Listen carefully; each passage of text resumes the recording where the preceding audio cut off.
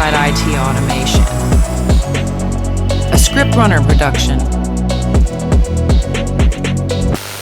Welcome to our today's Inside IT Automation episode with Kamen Nikolov. Hi, folks. Hi. So great to have you with us today, Kamen. So you are a vExpert, and everyone who is in the VMware world and the PowerCLI world will definitely know you because you were involved in the development team around PowerCLI, which we will cover later on. Of course, we have, of course, some questions around that because I guess many people, many admins, obviously using VMware, also using PowerCLI, and I guess we're also going to touch a little bit on Power Actions and things like that. But yeah, before we dive in, give us a little background on your IT journey. Well, I started with mobile applications back in the old days of Windows Mobile and .NET Compact framework. If you remember that, this is something that existed a long time ago. And then I switched to CLI development, again with .NET, writing PowerCLI and PowerShell commandlets, modules, and so on. And then finally I switched to the dark side and became a manager. Cool. This is how my career changed over the years. Yeah, but I wouldn't call it the dark side, right? It's just evolving, right? Yeah. Yeah, just evolving. This is how the developers see it. Yeah, of course. Yeah. Awesome. Then when was the first time you used PowerShell? So when you were an app developer, so there were not much touching points with PowerShell, I guess. Yeah, that's right. I didn't have many touching points with PowerShell until I moved to VMware and I started working on PowerCLI. And I think then I quickly realized that I can use it in many options in automating the tests for an application and also for many other automation scenarios. So in this context, so what was the biggest aha moment for you when you started using PowerShell? Probably the biggest aha moment was when I realized how complex scripts you can write with it. And in VMware, everything that we did was related to PowerCLI was written in PowerShell. So all the tests of PowerCLI were written in PowerShell. The build of PowerCLI was written in PowerShell. It can be used for virtually anything. So really, this is the biggest thing that I saw in it. Yeah, cool. So when you mentioned testing, so did you also use the pester module for automating your tests? We did that executed after the build, but for the PowerCLI itself, we were using our home built testing framework. Okay, interesting. Okay, yes. So as an I think as an app developer, you know how to code, or you knew how to code. So, but how did you start learning PowerShell? I started learning by watching the code that was already there. I started reading different training materials on the internet, the Microsoft help articles, and so on. And I think this is one of the greatest things about PowerShell, that there is a lot of examples on the internet, training course to the different programming languages like .NET and Java. So the syntax is quite similar. So you can also quickly get used to it. Absolutely, yeah. So, and it is interesting because everyone has kind of a different learning experience. But for you, being a developer, looking at the code, of course, is the logical process. Yeah. Absolutely. Yeah, So, absolutely. yes. It looks pretty familiar. Yeah. When you just look at the code. And so PowerCLI was one of my first modules I have learned PowerShell with, and it has really great documentation. So that helped me really to understand all the stuff you can do with PowerShell and with PowerCLI. And many examples. I mean, that's always for me. Yeah. Having an administrator IT professional background, not so much development. For me, it's always seeing something and then taking it and modifying it. And that's the nice thing, as you said, about all the documentation and examples. We have always tried to have a good documentation for PowerCLI with a lot of examples and user's guide, and the engineering is writing the commandlet reference. And also they review the commandlet reference as well. So this is how we're trying to keep up with the documentation and to have the best documentation possible. Great. That would bring us to kind of a interesting question. So if people are out there, IT pros that are using VMware, why should they start using PowerCLI? What would be the top reasons that you would give them? PowerCLI gives them the possibility to automate everything, and it is entering in more and more VMware products. We recently added VMware Cloud Foundation to it. Before that, we added NSX and also SRM, vSphere replication. So they can automate multiple VMware products with one tool, and it gives them an easy way to write all kinds of automation scripts, even cross products, and of course with PowerShell it is very easy to create a script and to execute it. There are options if you want to execute it on a predefined time intervals and so on. There are a lot of samples out there on the internet. As I mentioned, for PowerShell, the same is true for PowerCLI. So there are tons of samples on the internet. So if you search, you can always find a PowerCLI sample similar to what you want to do, and you can easily tweak it a little bit and be ready with the script very, very quickly. Cool. Yeah. So. Okay. Which PowerCLI functionality that your team developed are you particularly proud of? I would say probably the vSphere module. I think the vSphere module is the best module that we have created. It required quite a big team to create because there are lots and lots of manually written commandlets. This was quite difficult to do because, as I said, it required many people to redefine the automation experience and to write all those commandlets. But I would say that the result there was great. Yeah, absolutely. Yeah, it is. I used it a lot. Or I still use it. I still use it. But this maybe brings in an interesting question. So, how many people are there or were there in the PowerCLI team? Now in the PowerCLI team, we're just 3 people left. Okay.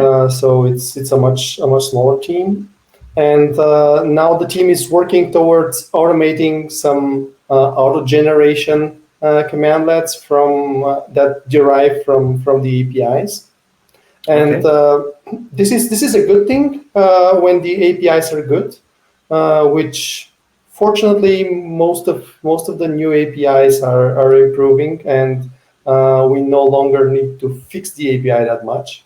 Okay. But when the API experience is not great, there is no way that the automatically generated command that will be great. So yeah, this is the difference. That's an interesting scenario because seeing that kind of approach on the Microsoft side for Office 65 modules doesn't really work that well, I would say, to say in nice words, especially when they're coming up with commandlet names this length, like this is kind of.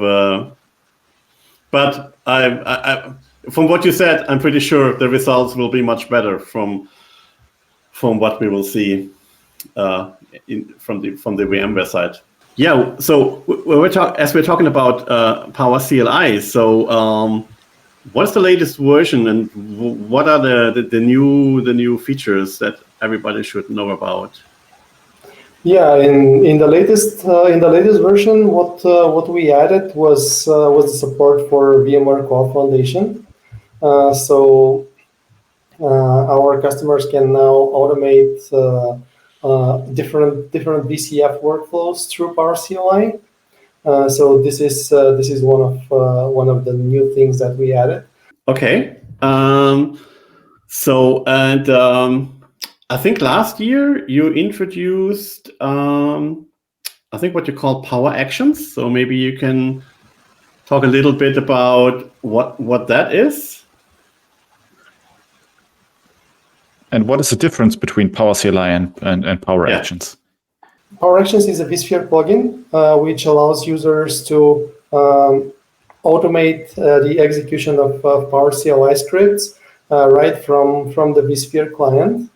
And it allows even users which have no PowerCLI or PowerShell experience at all to execute PowerShell scripts that someone else created for them.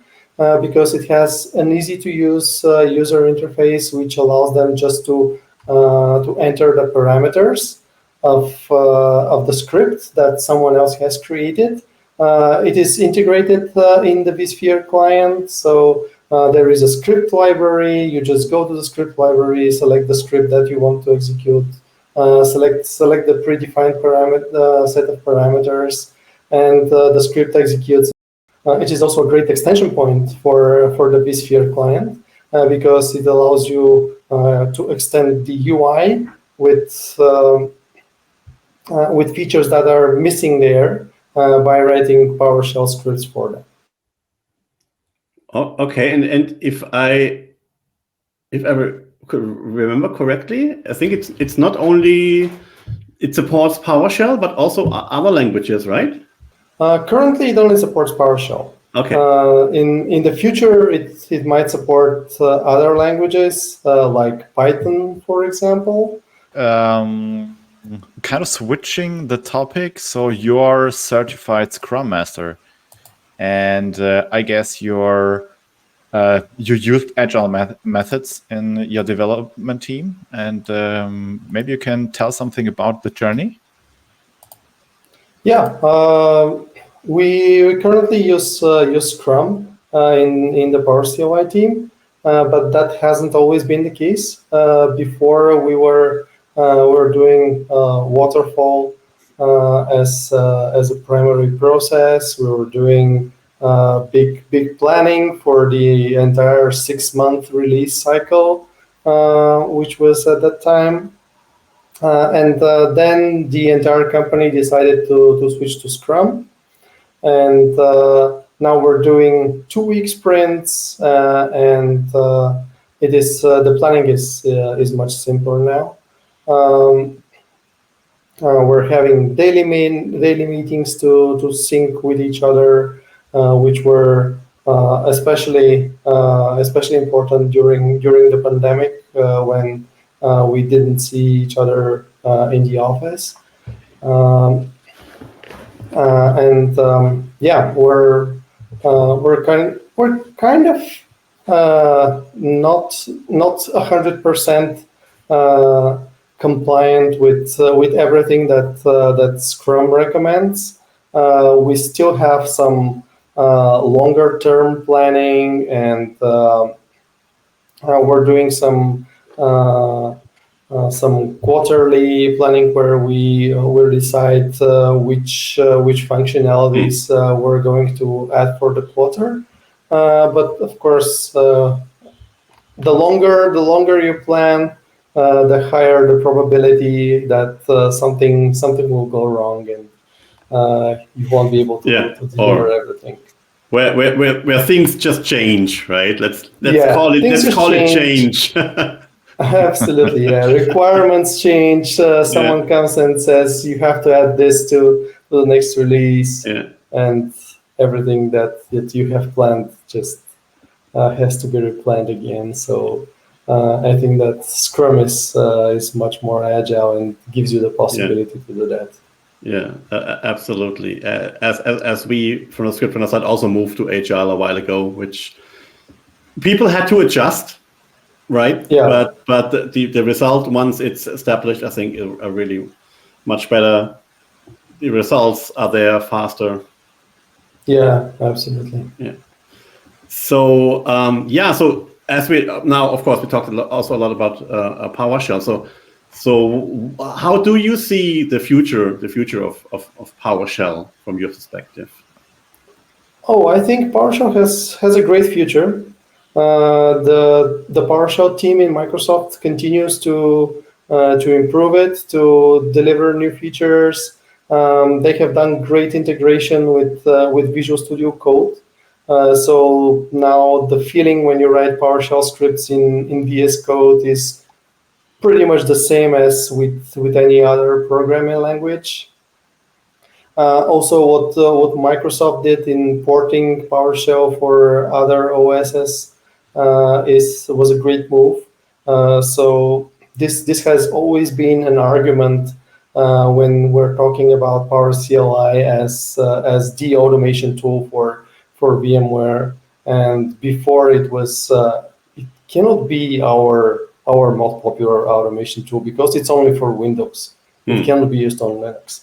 But then when Microsoft made this move, we also started gradually migrating the PowerCLI modules from Windows only to .NET Core and to PowerShell Core. And we recently migrated the last module, so now all the PowerCLI modules work on Linux and Mac OS. And I think this also gives a great perspective for PowerShell. Yeah, absolutely. Yeah, that was an important and also at the time surprising move by Microsoft, right?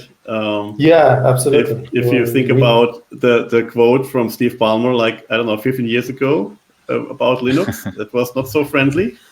I only say WSL. Yeah. Something changed for sure, right? Yeah, Satya changed actually.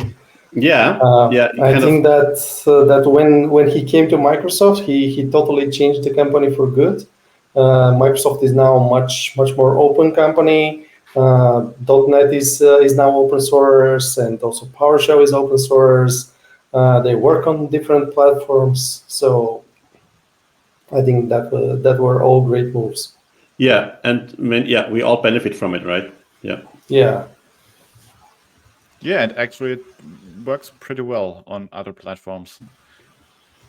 Yeah. Oh yeah, absolutely. The performance on other platforms is great. In many cases, we have seen that PowerShell Core performs much better than Windows PowerShell. Yeah.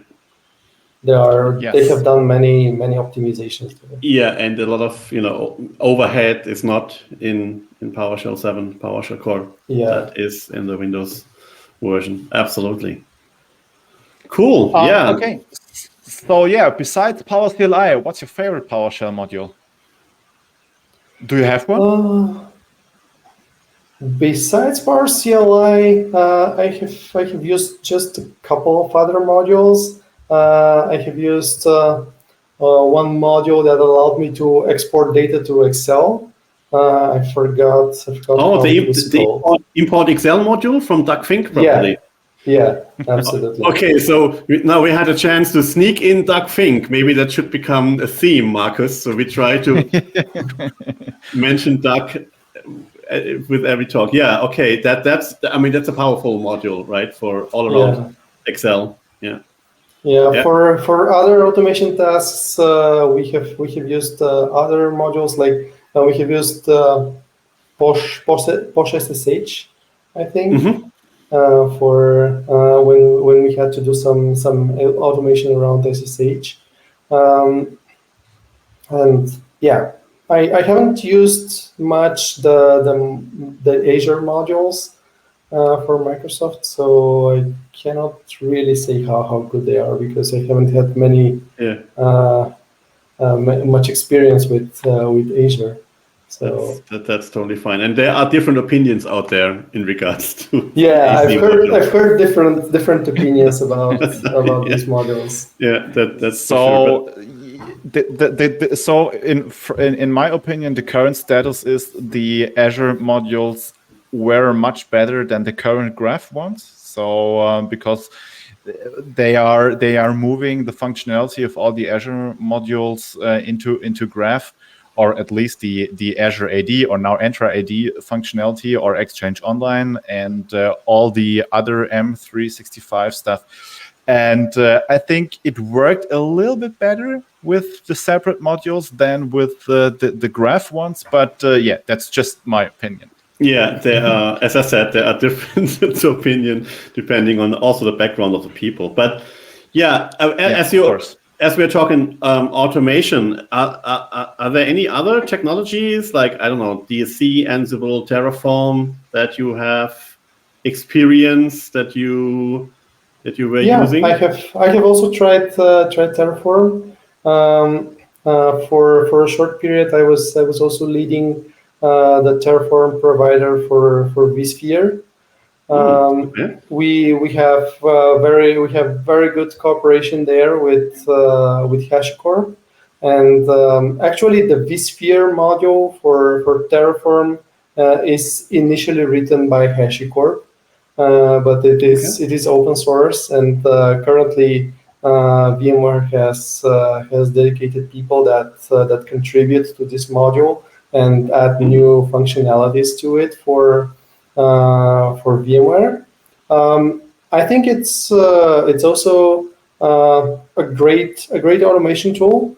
It is different with a pretty different concept. It has its pros and cons depending on what you're trying to do. In some cases, it is easier to do something in PowerCLI.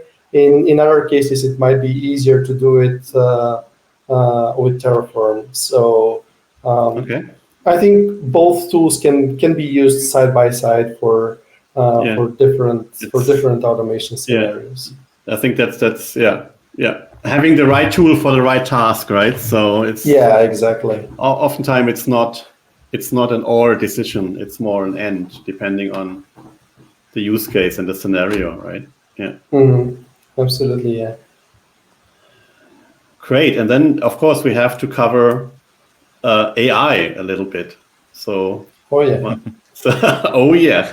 So. Yes. So, what's your take on AI and IT automation?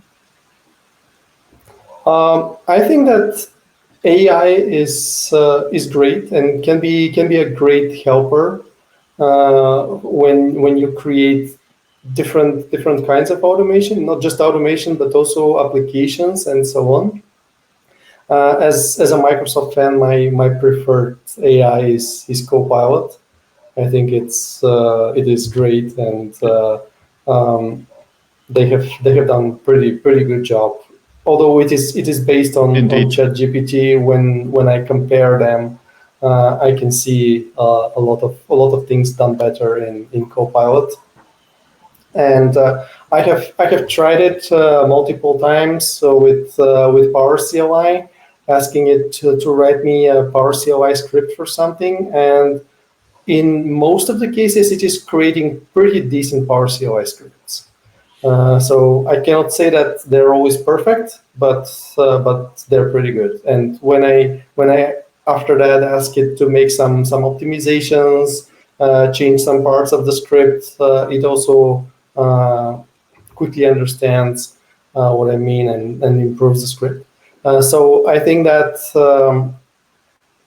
AI could be a great helper for someone to create the initial script, and then you can just go and tweak it. It is like searching for for the suitable script on the internet, but it can find it for you, and it can even write it from several other scripts if they don't exist. Yeah. And here is the good thing about Copilot. It will tell you its sources. So it will tell you where it took the information to write the script. So you can go and open the community page or the blog post where it took the script from, and you can read more details about it, and you can have a better picture about the script. Yeah, Yeah, absolutely. And I think I also did some tests with especially with the PowerCLI module, and I would also say, if I'm starting from scratch, I have an empty page, and I ask, I need a script to create a new VM. The results are pretty good. So in general, my experience is with modules that have been around for quite some time, like the PowerCLI module, the results are really good. For newer ones, like the Graph one, for example, the results are not, at least now, not as good, but they will improve for sure. But I use it every day, so for all kinds of different topics. So yeah. Yeah, absolutely. I also use it for other things other than automation. It is great at creating some content and helping review. For example, blog posts. You can give it a paragraph and ask it to rephrase it so that it can sound better and so on. So I think that definitely the AI would be a great help for everyone. Yeah, I think so too. So besides AI, are there any other trends, emerging trends around computing, around IT virtualization that you think that are groundbreaking in the sense of they will, shape the future? Besides AI, do you see any other technologies in that space that people should watch out for? I would say that probably the AI is the biggest thing right now, and it will be the biggest transformation. There are some more minor things, like when we talked about Terraform, this kind of automation where you define the state instead of writing the way to get to that state. This is something that is also a different trend in the IT automation, and I think that it is also something that is here to stay. Yeah. And has its part in the automation space. But yeah, definitely on the technology side, nothing as big as AI. Yeah, absolutely. But for what you just mentioned for Terraform, of course, things like PowerShell, DSC is also kind of in this space. Which is interesting, but I think not many people really using it at the moment. Yeah, exactly. We did some work in the PowerShell DSC space. We created some resources, DSC resources for VMware entities and so on. But yeah, unfortunately, as you said, so we're not seeing this big of an usage for DSC, and we see other tools being more popular, like Terraform and Ansible. Yeah, but so calling Gail Colas here, who is the head of the PowerShell DSC, community, we can help. Yeah. So I think I think we basically covered all the, let's say, the technology aspects of our conversation today. So let's finish with something that has to do with where are you based in Sofia? Yeah, I'm based in Sofia. Okay. Okay, yeah. So maybe you can give us and the audience some motivation to visit Sofia. Why should we go there? Yeah, Sofia is a great city. It's especially around the spring, autumn, summertime. This is a time where you can do a lot in Sofia. The mountain is right next to the city, so you can go hiking. This is something I really like to do in the summer when it's hot in the city. You can go hiking in a mountain, and it is very very good. Also, there are a lot of history that you can see in Sofia. It's a really old city from the Roman times. So you can see some old churches, and also there is a very beautiful cathedral in the center of the city, and of course the food here is great. So this is definitely something that you can try. The food is great. The beer is cheap. If you haven't tried it, you can try rakia, which is the national drink, kind of brandy. Yeah. Okay. Okay, I'm booking the flight right away, I think. Yeah, that's and I think there is also isn't this also in winter a skiing possible in the mountains? Oh yeah, skiing is possible in the winter. It is very convenient because it's pretty close.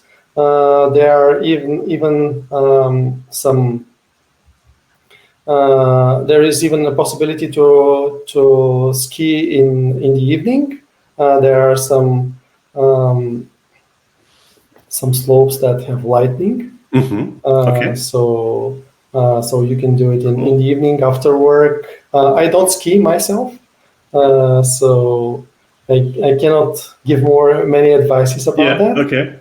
But there are a lot of people that do that. Okay. Excellent. Yeah. So I think we have only one final question. It's like, okay, what's next for you? What can we expect from you in the future?